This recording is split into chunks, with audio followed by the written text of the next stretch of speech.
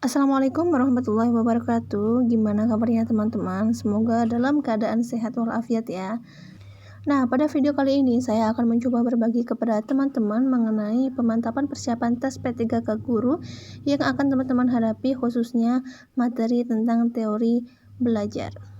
Berdasarkan informasi dari teman-teman yang sudah tes, materi tentang teori belajar ini banyak keluar di soal kompetensi teknis.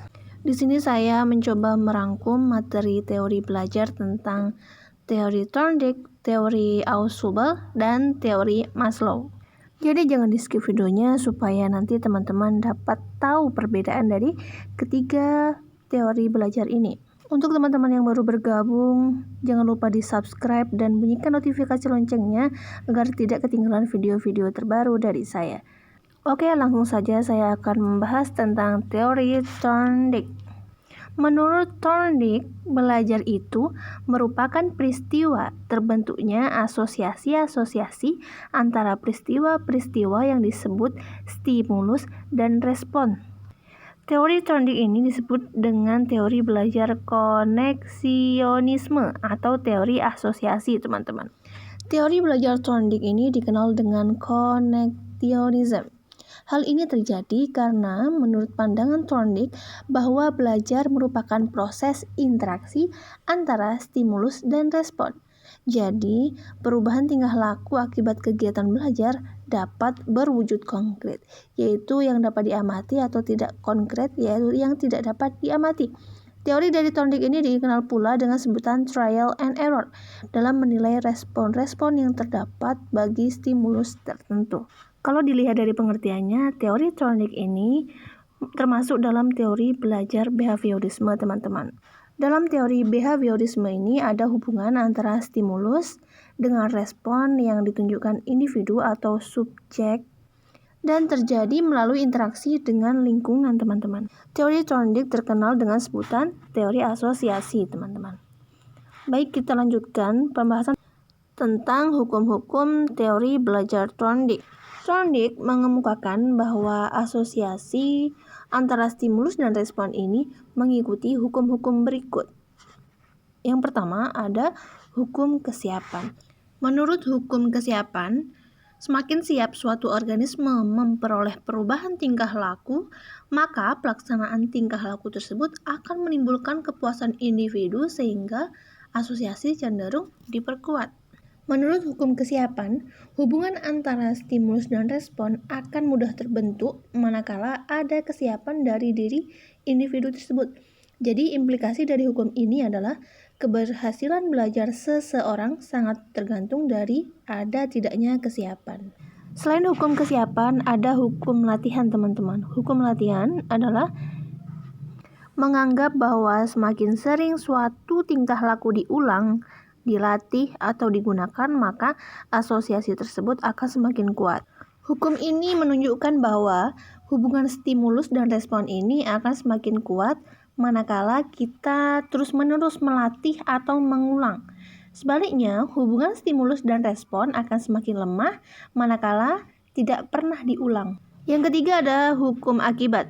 Menurut hukum akibat, hubungan stimulus dan respon cenderung diperkuat bila akibatnya menyenangkan dan cenderung diperlemah jika akibatnya tidak memuaskan. Pada hukum akibat ini menunjukkan bahwa kuat atau lemahnya hubungan antara stimulus dan respon ini tergantung pada akibat yang ditimbulkannya. Apabila respon yang diberikan seseorang mendatangkan kesenangan, maka respon tersebut akan dipertahankan atau diulang. Dan sebaliknya, apabila respon yang diberikan mendatangkan atau diikuti oleh akibat tidak menyenangkan, maka respon tersebut akan dihentikan. Setelah kita mempelajari tentang hukum-hukum teori belajar Thorndike, selanjutnya kita akan bahas tentang penerapan teori belajar Thorndike. Dalam teori belajar Thorndike, guru harus tahu apa yang akan diajarkan, materi apa yang harus diberikan, terus respon apa yang diharapkan, kemudian kapan harus memberikan hadiah atau membetulkan respon. Oleh karena itu, tujuan pendidikan harus dirumuskan dengan jelas. Jadi, dalam teori belajar Thorndike ini diperlukan rencana dalam pembelajaran dan tujuan pendidikan itu harus dirumuskan dengan jelas. Selanjutnya, Tujuan pendidikan itu harus masih dalam batas kemampuan belajar peserta didik dan terbagi dalam unit-unit sedemikian rupa sehingga guru dapat menerapkan menurut bermacam-macam situasi.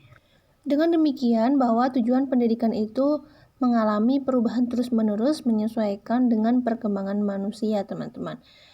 Tujuan pendidikan dari SD ke SMP tentu berbeda. Hal ini disesuaikan dengan perkembangan peserta didik tersebut. Kemudian poin yang ketiga, agar peserta didik dapat mengikuti pelajaran, proses belajar harus bertahap, dari yang sederhana sampai yang kompleks. Sesuai dengan hukum perkembangan otak adaptation Charlotte, bahwa pembelajaran sebaiknya dilakukan dari materi sederhana ke kompleks, mudah ke sulit dan diorganisasikan agar terlaksana prinsip belajar tuntas dan maju berkelanjutan. Hal ini merupakan implikasi pendidikan dari prinsip hukum perkembangan, teman-teman.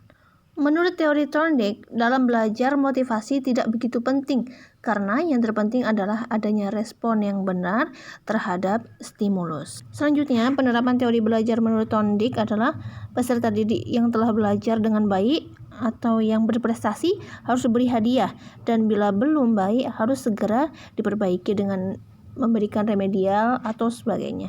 Selanjutnya, situasi belajar itu harus dibuat menyenangkan dan mirip dengan kehidupan dalam masyarakat. Menurut Thorndike pula bahwa materi pelajaran itu harus bermanfaat bagi peserta didik untuk kehidupan anak tersebut kelak setelah keluar dari sekolah. Jadi istilahnya materi pelajaran itu harus yang usable begitu.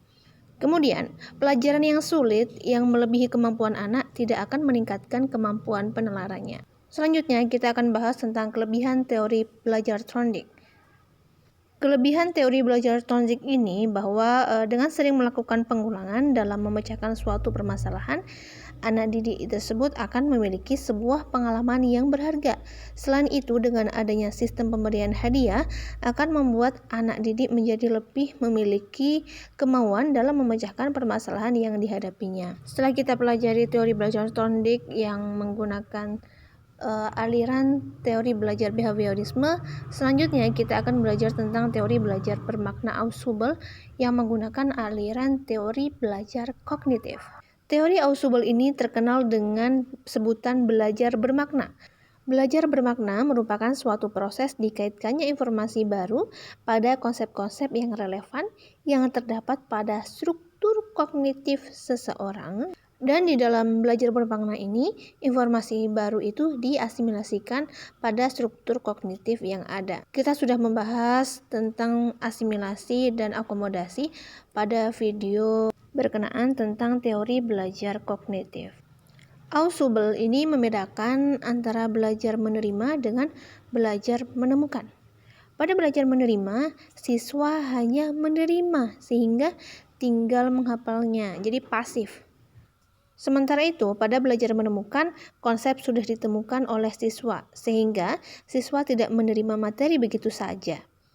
Selain itu, Ausubel juga berpendapat bahwa terdapat perbedaan mendasar antara belajar menghafal dan belajar bermakna.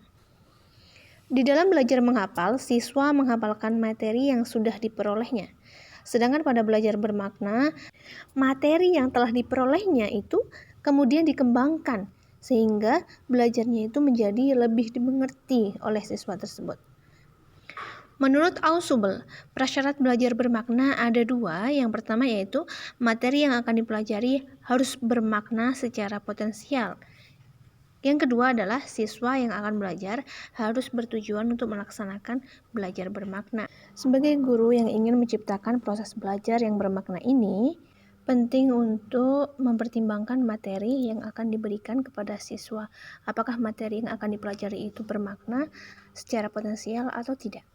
Yang kedua, guru tersebut harus bisa mengorganisasi siswa supaya mereka itu memang benar-benar melakukan belajar yang bermakna.